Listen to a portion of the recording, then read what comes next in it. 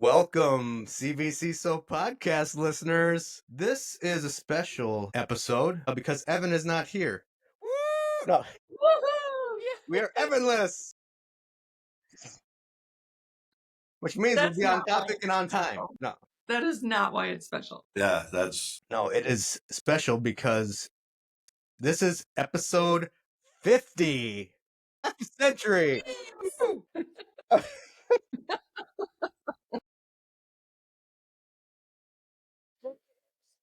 I here. All right. I'll get better on. So There you welcome go. to episode 50. This is great. Thank you for thank you Meg and Dave and Evan for letting me be a part of this for so long, and thanks to our listeners and just all the people in the community that help make the CVCISO community great and this podcast even exist. Yeah. Dude, and thank you back to you, man, for all that you've done and all your contributions. Yeah, your dedication to it has been awesome. I'm happy to do it. I love having fun with you guys. So today is I my think topic. we need a cheers. I think we need a cheers for. Cheers. Hey, we got the same cup. Look at that. Arizona. Yeah. It's Come a different on, kind. There we go. If I get a snowflake, you're down in San Diego and you're drinking out of a snowflake cup. We're in Minnesota drinking out of Arizona cup. What's Yeah. that saying? What's that saying? No, this one is it was a trap technology. And I know we're vendor agnostic, but it's a 16-ounce cup. And in the day that I learned the value of a 16-ounce cup versus a 12-ounce cup, there was no going back. Absolutely. And so, yeah. Now Try you have to find. Sorry, now you have to find a 20-ounce cup. Then you won't go back to the 16. Yeah, well, I think you're like in, what are those fancy metal ones? Thermal mug. No, there's a brand that I'm thinking of. Like the Yeti. metal. Yeti. Yeah, Yeti? yeah. 20 ounce gets me into Yeti territory. Yeah. And it'll be $100 for the 20-ounce cup. Well, and you'll need it because it'll get cold. So Yeah. you need something that's going to keep it hot. Exactly. Assuming you have coffee in there. It is coffee. Yeah. Yeah, you guys realize on May 15th, I'm not much of an alcohol drinker. Yeah, I don't drink alcohol either. Which means more for everybody else. Yeah, I'll drink your alcohol for you. That's part of the value I bring to the table. No, I'll keep it professional. We already had an alcohol episode. Everyone can go watch that one later. So, but we'll keep whenever it was. How to vCISOs, how to stay educated as a vCISO, and just how to the idea is a few things when we're talking about education. We're talking about how do you keep up on your CPEs, and the CVC program, it doesn't have CPEs right now, but a lot of us are CISSPs too, and everyone in this industry, you have some sort of continuing education requirement usually. But beyond that, even if you're not required to have CPEs, I mean, you probably want to stay educated and stay relevant in an industry that changes so often, and people are counting on you to do that. So part of the conversation. Go ahead. Just to clarify, Jordan, the CVCISO program we don't require you to tell us, I've got ongoing CPEs, but we do give CPEs for the course, and it's actually 60. Right. Okay. Perfect. Thanks for clarifying that. Yeah. And so, part of it is, you got people that need to have some continuing education, need to actually report on it. So what are some good ways to do that? But also, like, how do you get the most out of conferences? Because conferences are often a place you go, maybe to get a chunk of CPEs. Maybe, everyone maybe is there for a different reason, but like, how do you get the most out of them? I was just at FutureCon yesterday, and I was just thinking about that. Like, how do I get the best out of this? What am I even looking for, and how do I get it? And so part of that conversation might be, what are some of the best conferences that you guys have been to? What are some advice to young vCISOs because there's a ton. I've got conversations with people saying, hey, you go to this conference, you go to this conference. It's like, how do you pick, like, what's the best one to go to? If you can only do one, they're expensive, some of them. I stick to a lot of the free ones, so I'm kind of cheap like that. And then what are the best certs for people to get, or training courses to take? So these are all this just seasoning for the conversation today. And maybe you might add to this list, like, what are the best news sources? Like if you're like, I remember going through the CVCs, and I'll stop talking in a second. Sorry, I'm taking Evan's place to be the talker. No, You're rock good. on, You're yeah. leading this Rock one. on. But yeah. even in the CVCISO courses, I'm probably not the only one who really enjoyed, like, the beginning. Evan would give kind of some current events and, like, oh, hey, here's a topic that's going on, and talk about it. And I remember thinking, man, I wish this could be my everyday. I wish I could wake up and we all get on a little conference call, and Evan's great at it. I'm sure there's other people that are super good at that too, to just kind of say, hey, here's the hottest topic today, and here's some thoughts. Let's have a quick 10-minute conversation. And I remember thinking, that's what I want. And I think we had some feedback on maybe what are some good feeds to have, what apps to use, or articles, to follow. But I'll leave it there, because I can talk about the challenges for me later, keeping up on this stuff. But I'd like to hear your guys' intro thoughts to this topic. Sure. I like it. Coming from the world of education, obviously my knowledge isn't going to be in depth in terms of specifics for the information security industry, but just in terms of certifications that require continuing education. We had to provide continuing education. And what I was mentioning to you guys before we hit record was, it used to be where, and I think that maybe the information realm, okay, let me start over. If you have a specific certification, then they may require certain avenues to get your CPE. You may not be able to just go to anything and use those as CPEs. Maybe they do. I don't know. But I know in the world of education, it was a lot of, used to be that anyone could take basket weaving 101, have it be a part of their, we didn't call them CPEs, but using our language here, have it be a part of their continuing education. So it didn't even And have then they to got be smart. an area that they were in. It was just any No, it kind could of be anything. education.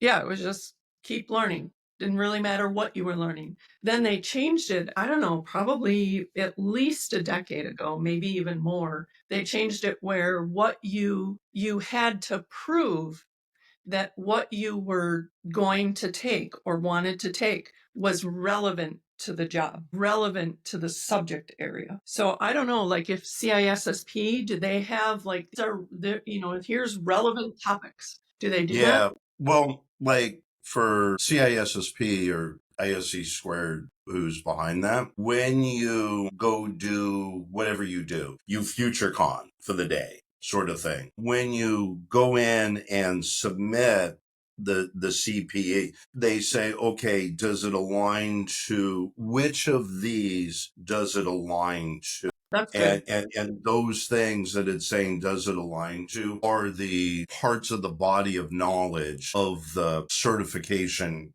program itself. So they are checking you. Well, there's a code of ethics that kind of comes before all of this, in the same way we shall tell the truth.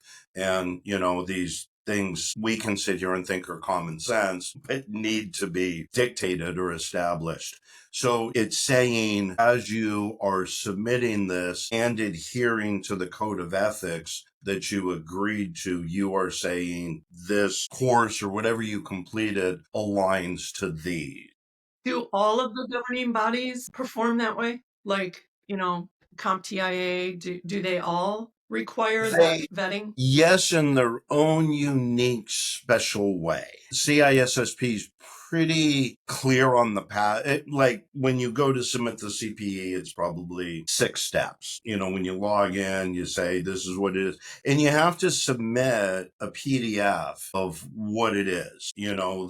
Like for our program, the certificate of completion. You submit that and you say, okay, it was this, here's the dates, and it aligns to these particular domains. And then you hit submit. They all work in that methodology, but it gets, like ISACA won't ask for the PDF. They'll ask, what was it? What was the date?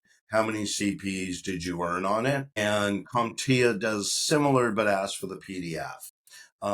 So point being, whatever you do, save a copy of what you have, because any of these organizations can come back and say, we need to audit you. we need to either audit that. We have a question about that particular CPE, whether it's eligible or not, or we're hitting you up for everything. And so save your copies of what you've got to be able to go back. But they do work in that regard. And then they do say, we're expecting you to behave like a good person. Dave, have you had them audit you before, or do you know someone who's been audited? I've been audited by CISSP on particular events. And it wasn't so much that I did something wrong. They just said, hey, we randomly audit these. So it's this particular one. You don't get credit. And then like 2 days later, you get an email that says it was okay. And then you exhale and move on. Through ISACA, I haven't been audited. In full transparency, and I know we're recording, when it comes to CPEs, I'm a bit more the best defense is a good offense. So when they say you need to do like 40 a year, I'll come in way above that. Mm-hmm. That way, if there is an audit, you got to work it. They'd have to work it pretty hard to say, okay, you don't get that one, but I'd still be over the count. And Dave, what are all those different ways that you get CPEs? Because there's probably some listeners that, don't understand all the different avenues. It's not always about taking a course, right? Correct. CPEs, and this is what was totally floating through my head, Jordan, as you were explaining the introduction and the topic. I'm going to bite my tongue. CPEs are everywhere. You can go to your ISACAs or ISE squared, and they have, like, I got an email yesterday from ISE squared that said, here's our every 2 months, this is the quiz that we send out, and you log in and you answer those questions. But the questions come from articles that they have sent out. So they're kind of saying, read our articles so you're familiar and you know what that answer is. And you can go back and do that. So point being, they're everywhere, and it can kind of turn into white noise on what makes sense, because to your point, Jordan, if the idea is I got to get 40 and they're due next month because I didn't do anything for the first 11 months. So I got me a scramble. That's a little bit different than just methodically going through and putting them in overtime. So when the year wraps up, you're kind of already done. Yeah. What I would throw out there, and this is what I talk to people about, is that there's so many out there that you want to be strategic in what you're going after. Meaning, as a vCISO, what is knowledge we need to stay on top of to be best positioned to support our clients? Mm-hmm. And it's unique as a vCISO because it's not always technical. And you'll go to like your FutureCon and you're going to have a vendor speak or something, and it's going to get real technical. Or you're going to have the next person go up there and go, you didn't create AI. My company created AI. And we've been doing it for 6 months. And then you just watch them bicker. But moving on. But as a vCISO, one of the biggest things we have to do is take what is technical risk or risk to an organization, and how do we translate that to business speak? And so it can be those technical things, but you're really saying, hey, look, I get executive leadership said two-factor authentication's too complicated, so we're not going to do it. You can't say, well, you're dumb. Right. You have to say, okay, this is the risk. And if an account got compromised, this is the potential financial risk to the organization. Yeah. If you want to go this way. There's also external factors, because even when you shot this over, I was thinking about it last night, and I was trying to think of an example, and the best company I could come up with was Fender, the one that makes guitars and musical instruments. They're going to be at risk for as awesome as a company they are, and they're a US company, they're going to have the same technology risks that others will. But what's hitting them harder right now are the tariffs. And that falls way outside the technical realm, but being aware of how the tariffs can impact your client's business is going to impact their budget and their prioritizations. So I'm totally strained from CPEs. I was going to say, what does this have to do with CPEs? Well, I It love it doesn't, because but I did want to segue past CPEs, and and maybe we can put a quick bow on the CPE conversation. Come back if we feel it's necessary, but. Yeah. But I thought, Dave, you made a great comment prior to hitting record that was like CPEs is a great analogy for the difference between compliance and real information security. Some people are just getting the CPEs because they have to, Yeah. right. and maybe it's less meaningful when that's the way you're approaching it as opposed to actually growing your skill set and educating yourself in all the ways to make you a better person, better in the industry. I was just did a quick chat GPT to get a little quote on what's the point of CPEs. And the first thing it says is that it's all about keeping professionals sharp, relevant, and in compliance with industry standards. So really the point, and the way Evan always says it is the difference between the letter of the law and the spirit of the law. The spirit is that people are maintaining this high level of professional sharpness in their industry and delivering great service. And you do that by making sure that they're educating themselves. And the last point I'll make from my own personal approach, because I think it clicked for me at first when I got my CISSP. It was challenging. I was trying to figure out, how do I get this many? Like, how do I stay on this? And it quickly did become something where I was like, okay, conferences are helpful because that's a huge chunk. You go to one conferences, you get a bunch. But I think where I've settled in is that there are a lot, at least with CISSP, there are a lot of ways to do it. To Dave's point, there's a lot of different things that can contribute. So you just have to be thinking about, what am I doing? And if you open yourself up to doing those things, just doing this podcast, volunteering to be a part of some of the community things, helping prepare for the upcoming event and stuff. Like, all these things can be webinars. Yeah, webinars. Webinars. Mhm. And so the skill you have to develop, in my opinion, is the discipline of reporting it. There's probably a lot of things you're doing that can count as CPE if you're actually trying to do this job, and be a part of that community. So then just remembering to upload it and where it goes is a big thing. I think I'll post in our LinkedIn group. We have a private group for people that have just been through the program, but maybe even on our larger audience group, just kind of maybe a poll that says, what are the different ways that you've earned CPEs, just to give kind of a thorough overall picture to some newbies that maybe don't understand. Yeah. The other thing before I totally rabbit holed off of CPEs is what I'll usually try and encourage people to do is ask yourself where you think you want to be 1 year from now. What sort of knowledge would you like to build? And if we were to fast forward 1 year from now, just what the definition of success that would be. The short answer, which I struggle to give, is be strategic.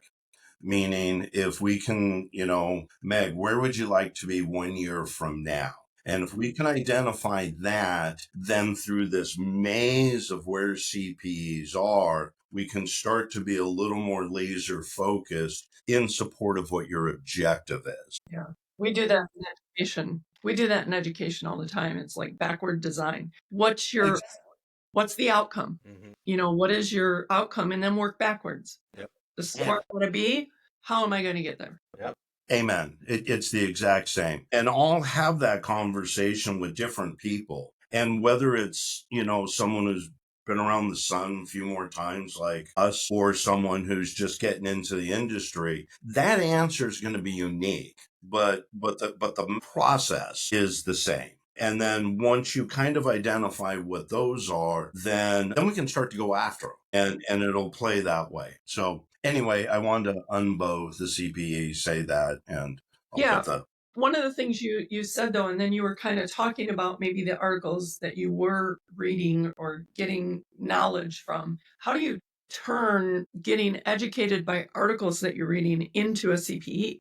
Like you submit the article? Yeah. Well, are you saying like it's like a post on a website kind of thing? Well, I'm not sure. I mean, you had mentioned, one of the ways is getting articles, like reading, increasing your knowledge by, finding something online that somebody's talking about, and then you dive deep into it and really Yeah. educate yourself. Like there's different ways. Really what you're trying to do. So you're talking about how do we prove that we did what we're saying we're doing, Yeah. right? Well, how do you turn reading an article or furthering your knowledge independently like that? You're not getting a certificate of completion. You're not, Yeah. how do you turn that into credit? You can print a copy of the article as a PDF. So and when you like we're on these, so we're pretty defendable that we were here and doing this. But for anybody watching this that wants to take credit for it, take screenshots. Take a screenshot in the beginning of when it starts, and then take periodic screenshots through it.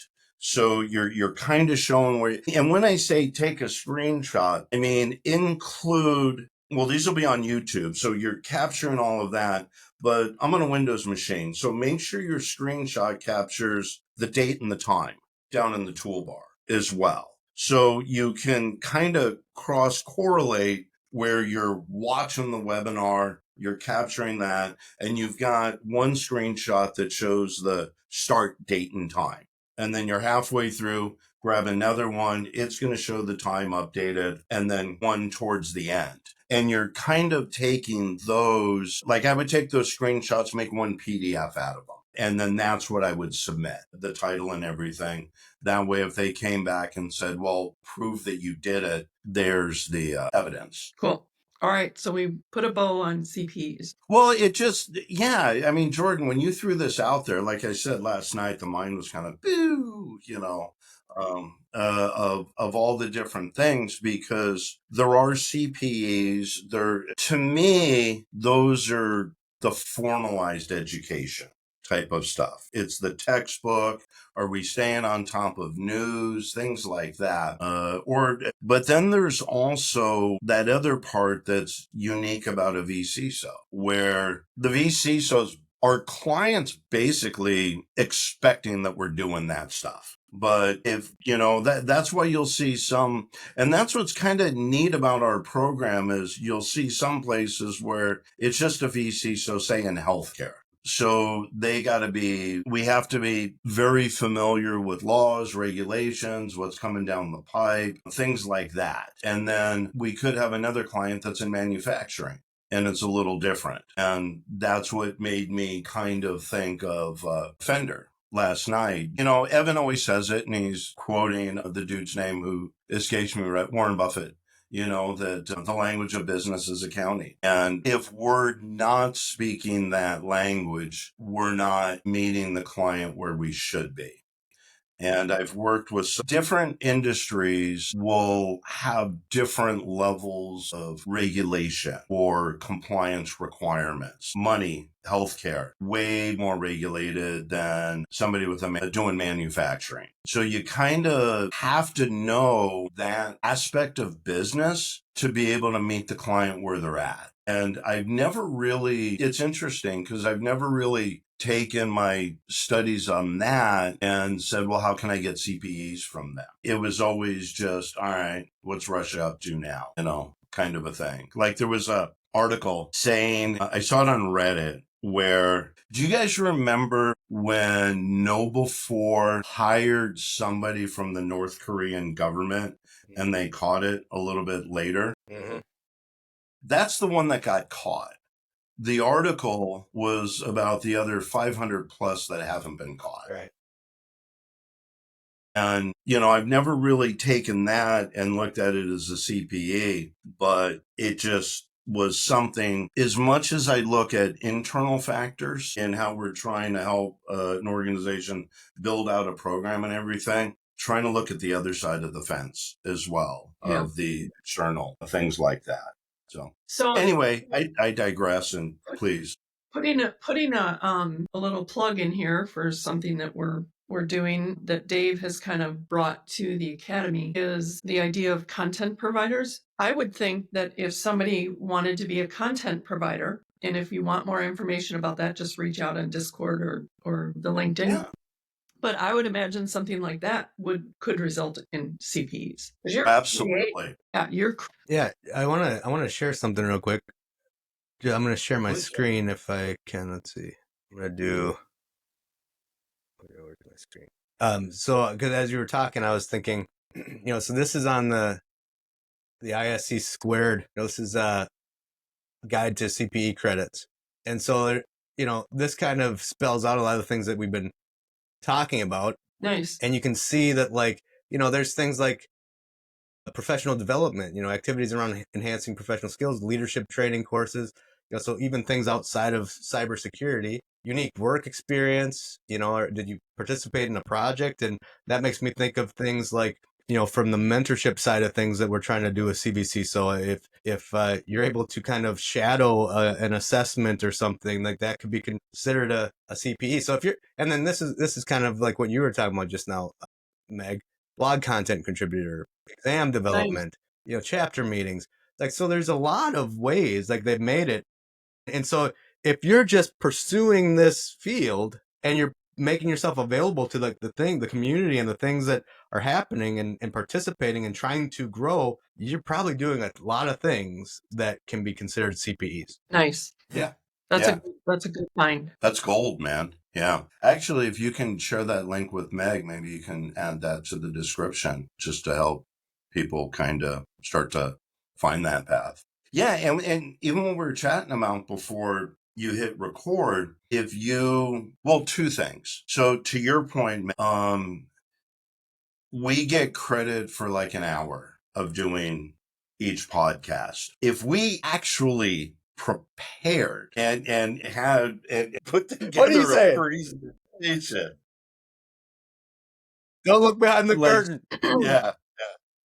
Yeah. Perhaps we're being too transparent. We would be, but if there was a slide deck that we were going to show and all of this, we're eligible for the presentation plus the preparation time. So your one CPE just became 2 or 3. Nice. So those sorts of kind of opportunities exist as well. We're having a tough time getting off of the CPE track. Maybe the universe is telling us that people need to know this. People are asking about this. Yeah, but doesn't it all center around that? I mean, honestly, like everything we're talking about is helping people. I mean, the way we titled this is how to stay educated as a vCISO, and it's directly tied to CPEs. Mm-hmm. Well, CPEs are the measurable metric. Exactly. Yeah. Well, what takes us to the next segue would be, like, when I first got my CSSP and I had to do these CPEs, I mean, I'll be honest, like, some of them I was just phoning in, I didn't know where to go. I didn't know the best way to do it fast enough. So, ISC Squared has like webinars you can watch, so I'd pick stuff. To be honest, and I don't mean this as like, the webinars weren't really helpful to me. Like, they were kind of boring, and I would just get through them and, maybe do something else as I was listening to it.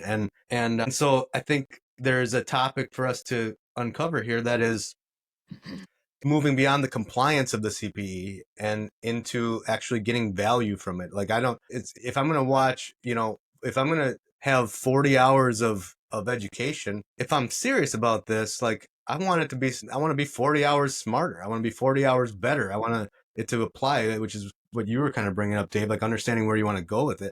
So getting people into that mindset.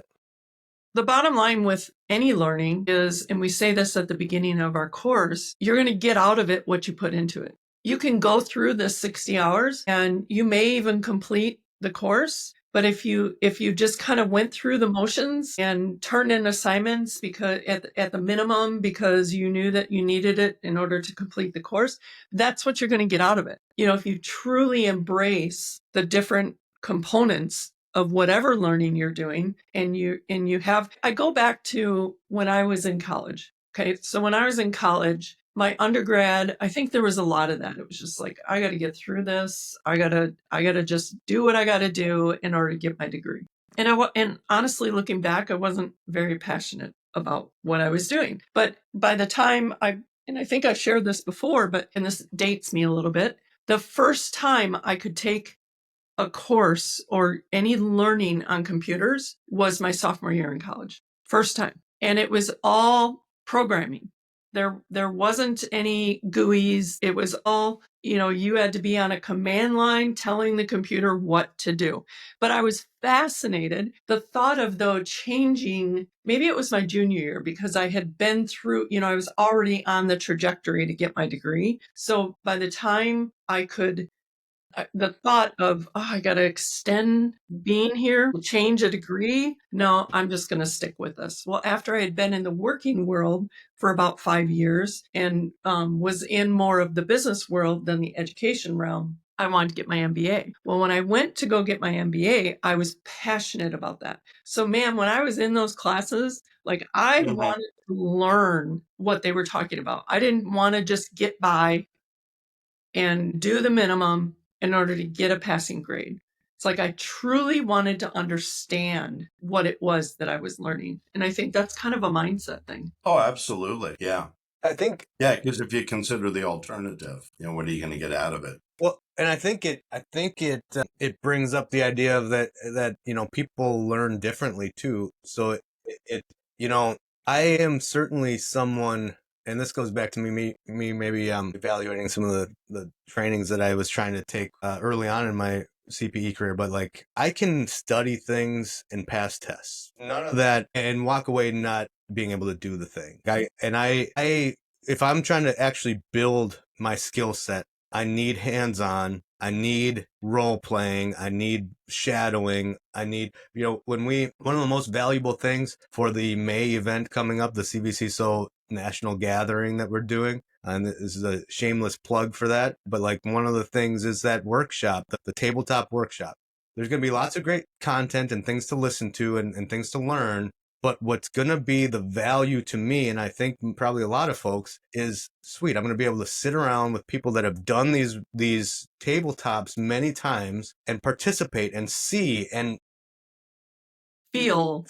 And now if I do one with my client, I'm comparing it to what I just went through and like that's what takes it to the next level. Amen. Yeah. No, I totally agree. And I mean, even the panel discussion that we're going to have at that event, like, to me, there's going to be to participate in diving deep into a subject area can be way better than reading an article for a lot of people. Versus, not some people prefer to learn through reading. That's the way that, like you said, Jordan, there's different modalities for how you can gain knowledge. Yeah. Yeah, reading's tough for me. It makes me tired. But videos I can ingest, and because I'm capturing what the person's saying and almost what their voice inflections are, things like that, there's just another level. Well, and even yeah, so even going back to that, hey, where do we want to be a year from now? Part of that is helping the individual identify the better ways in which they can learn. And that allows to make a more clear path. Hey, a total other random thought that I just want to squeeze in before we stop recording is I'll get a lot of people that ask, what certification should I go for? We know our program, we know what we believe in, but and everybody in the industry is going to say CISSP is the gold standard. What I try and tell people is don't go for the certification for the certification. Go for a certification because you want different. Like you said, Meg, if you take this course and you're passionate about it and you put into it a good effort, you're going to walk out of it a better person. So we always want to verify that we do want different, or do we just want CPEs? Because if somebody doesn't want different, this conversation's kind of over. Yeah. we've reached the finish line. But if they do want different, let's talk about what kind of different we want. The joke had been don't do it for the certification. That's it. Like, none of us went out and got married for the certification. Yeah, right. It just kind of came along with it. I don't You even did, know where you're my probably marriage divorced. certificate is. If you did, you're probably divorced. Yeah, well, the odds of it being successful go down exponentially. I mean, honestly, now that you bring that up, like, your marriage certificate should be on the back of your wall. Like, I got all these Yeah. professional certs. I should be most proud that I'm married. If someone said yes to me. Yeah. Well, actually, the joke I've run with is the second greatest thing I've been able to do in life was get Sylvia to marry me. The greatest thing I've done is get her to stay. And that's where CPEs. the That work requires goes. CPEs. Way more than 40 a year. Yeah. And that has its own separate auditing process. But I just, that's come up a lot of times during mentoring where somebody's at. And I just wanted to throw it out there because it always seems to help me keep things get them in perspective. I'll put it that way. Yeah, that's a great point. How much time we got? It wasn't supposed to be silent after that. Yeah. I don't know. Usually I see like how long we've been recording, so I'm not sure if we're over time or not. Like, I could bring up another thing, but We're at 45 minutes, so we have plenty of time. Dude, bring it on, please. Well, so the next piece, because you touched on a great one, what are the best certs? And that's great advice. This one might be best conferences. If you could pick, one, because sometimes people are just going to be like, I can do one. I can afford to do one big one, maybe a free one if it's in my backyard. Any opinion on what would be? Doesn't that kind of depend? I mean, is it? Yeah. It depends on what you do. Maybe for a what your role vCISO? is. If we're assuming we're talking to okay. a vCISO, aspiring vCISO, would that be Gotcha. one that would stand out in that case? Yeah. Duh. It would be ours, the one on May 15th. Yeah. We're the only ones I can't doing this kind of work. think of another one more aligned. That's true. I mean, there really aren't vCISO conferences, right? I mean, it's maybe I don't know. But surely The there's MSPs. surely the there's a MSP generic conferences? one that would be. I mean, obviously, yeah. I mean, I get what you guys are saying. So, like, but maybe there's one that would be more enticing to a vCISO, and it's just a generic security one. There's a million hacker conferences, and I might go to one this year, Right. but I'm just like, is this going to be relevant to what I'm doing, or is this just kind of a sexy security, have some fun and learn some new interesting things? Well, and take ones like FutureCon, and they're trying to appeal to a large audience. Mm-hmm. So you're going to have different panels and different topics. So it's kind of wide on the spectrum of what's being covered. I think what we're trying to get to is what could add the most value to vCISOs. And it's Meg's point, it's going to be to some degree unique to where you're at in your journey. And again, what's our definition of success 1 year from now? So when we're all April 11, 2026, that we all kind of look back and go, hey, how close to goal did we get? And that'll be unique in different ways. So there's an element of that. And quite honestly, as vCISOs, and I know we're talking about CPEs and educational knowledge, but networking is as valuable as the other things, partially for who we can meet if we're trying to grow our network or our business, and we're going to find other people that we can learn from. Let's pull that thread a little bit more, because I'll twist the question a bit rather than maybe what's the best conference, because it could be very unique to each person and what they're trying to do. But how do you personally approach when you go to conferences? How do you get the most out of them? What would be advice to how you go to whatever conference you go to? How do you get the most out of it? I mean, conferences are a sit and get environment. You sit there and it's a one-way communication and you're just absorbing, right? Note taking. I mean, that's you have to do if you want to get something out of it. How do you turn what I'm sitting and getting into application in wherever I'm at in my profession? You've got to, if you can't do that up here, then you've got to do something to capture. Now, a lot of times in conferences nowadays, with the digital world, they provide all the slide decks, notes, whatever you need online after the conference is over. So, then it's just a matter of truly digesting. But to me, one of the things I loved about our course is I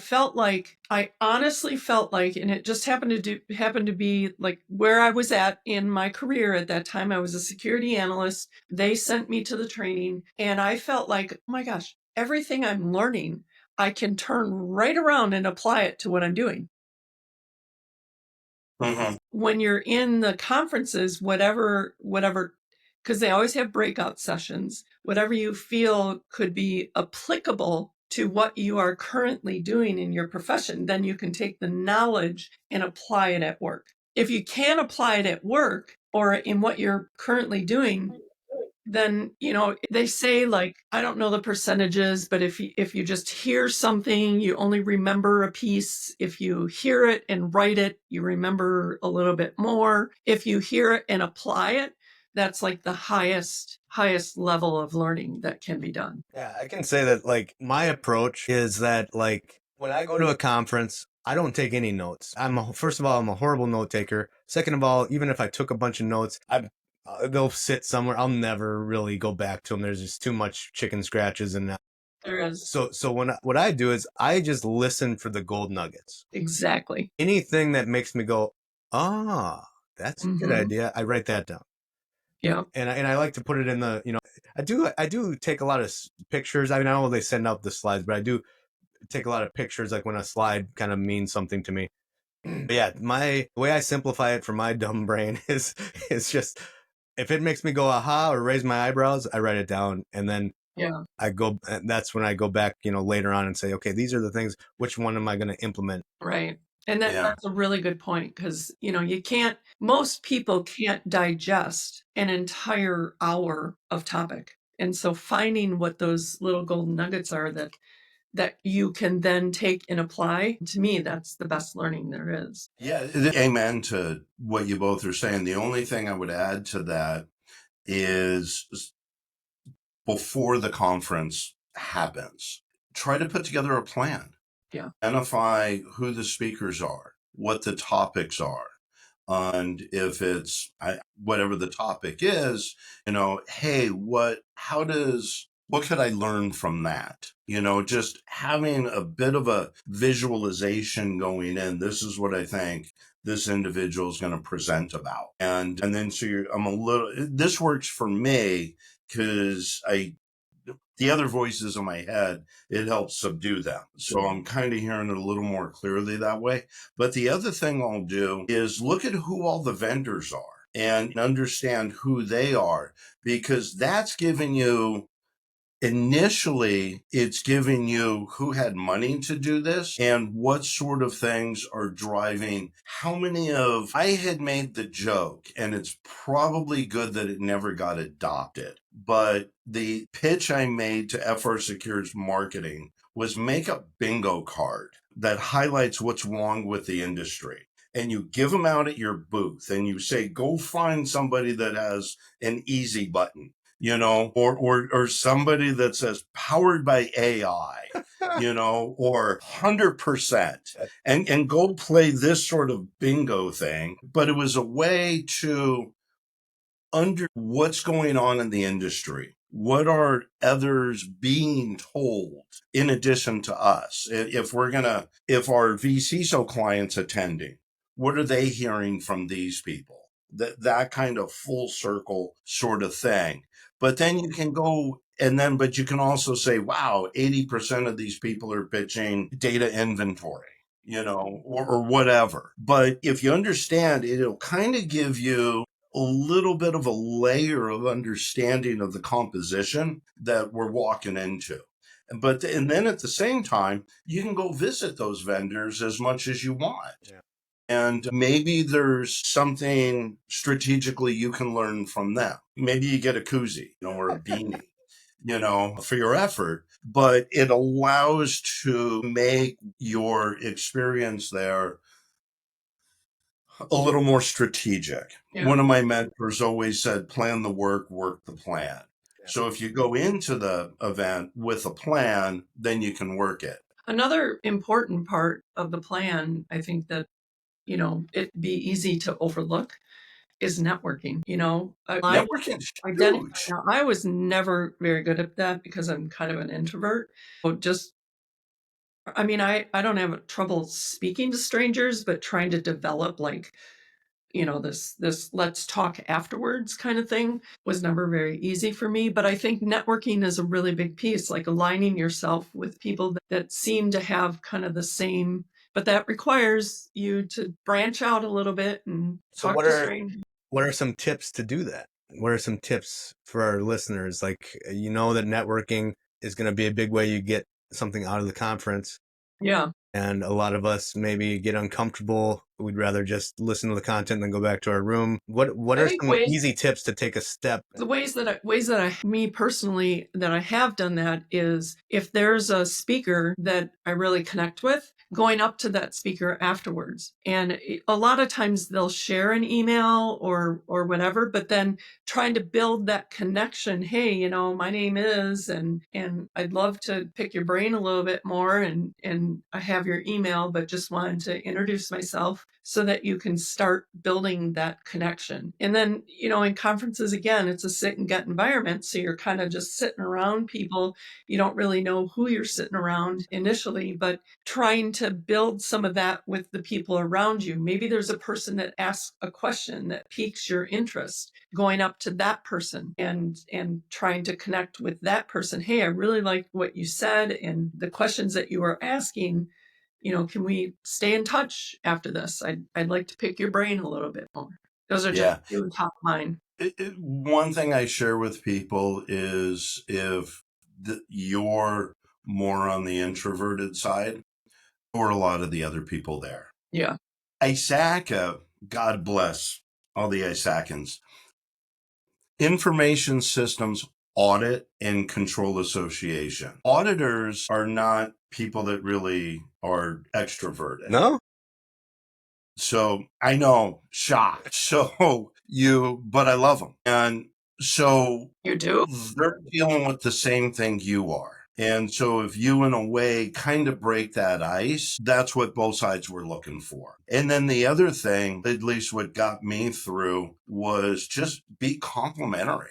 Yeah. If you liked their presentation, let them know. And if you have a particular takeaway from it, you can just go, hey, that was really valuable. And one of my bigger takeaways was X. Would you mind if we connected on LinkedIn or something like that? People don't realize it, but they pretty much got a 90+% ratio that the person's going to be appreciative of it. Right. And, it's kind of getting over that first hurdle.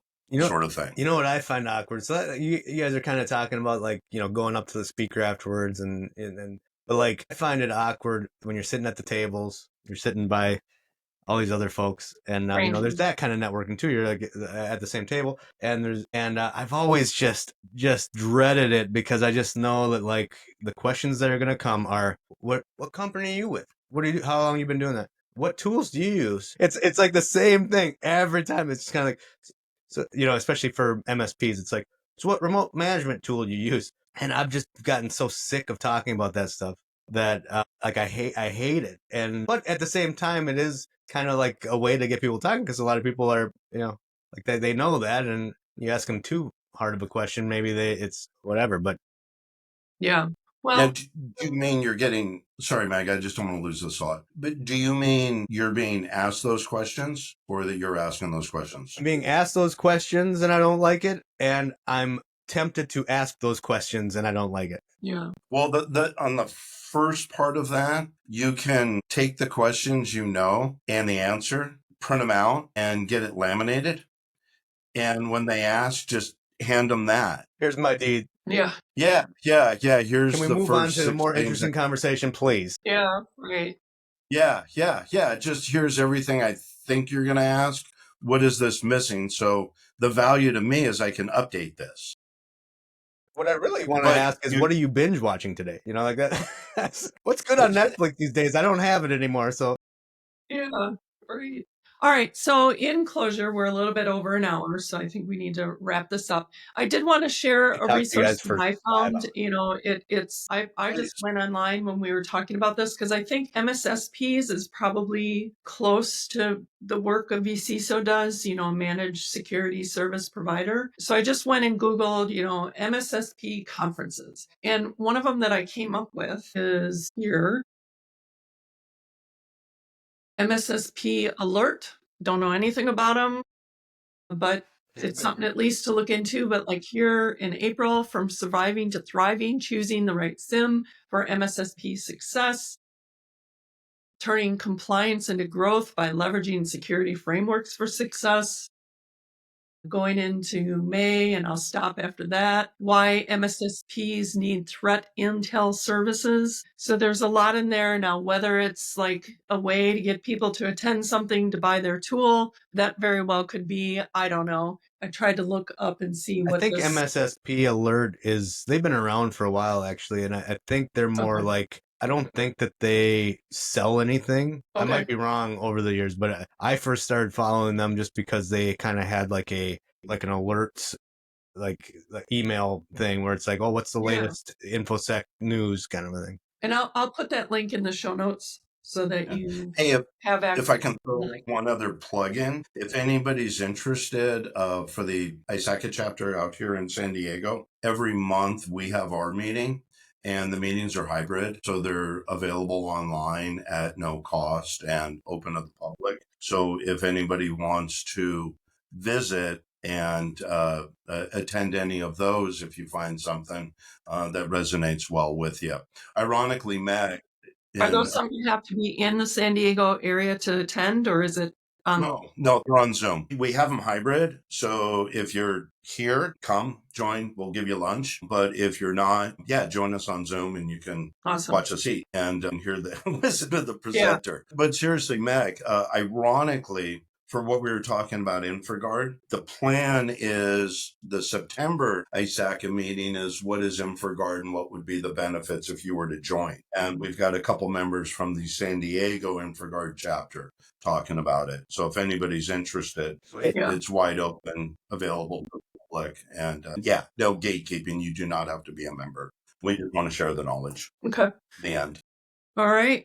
Well, good stuff. Just one last plug for the CVCISO program. And, you know, by all means, we got our April cohort off and running April 7th. Our next cohort starts in July. So if you have interest, you can go to our Security Studio website. And then the May event is May 15th. And do they get CPE credits for attending that? Could they? Yeah. Yes. Okay. Yes, they could.